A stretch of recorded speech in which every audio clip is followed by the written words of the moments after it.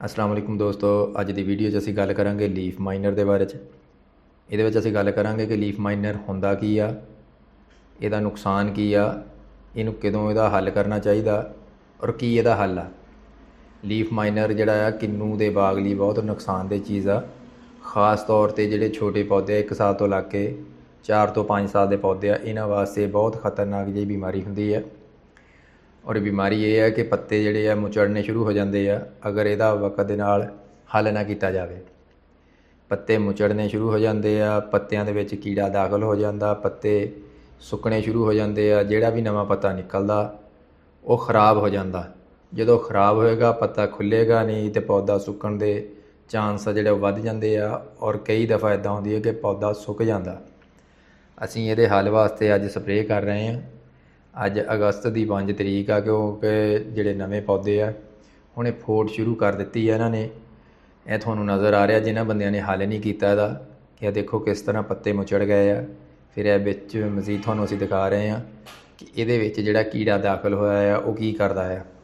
इहदा हुण की आ कि हुण जिन्नी मर्जी इहदे ते स्प्रे कर दो, हुण इहदा कोई हल नहीं हैगा। हुण हल हैगा जिहड़े मजीद पत्ते नवे निकलने उन्हां दा, उन्हां नूं असीं बचाउणा आ और उन्हां नूं बचाउणा जरूरी है।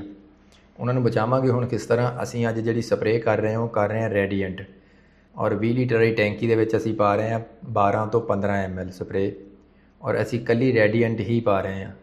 अज जिहड़ी स्प्रे करांगे कुछ दिन तो बाद असीं तुहानूं इहदा रिजल्ट दिखावांगे, तुहानूं पता लग जाएगा कि पत्ते इसदे किस तरह दे हो गए। ये पत्ते जिहड़े मजीद निकलणगे वो खुल्लणगे भी और आम पत्तियां की निस्बत थोड़े जिहे चौड़े भी ज़्यादा होणगे।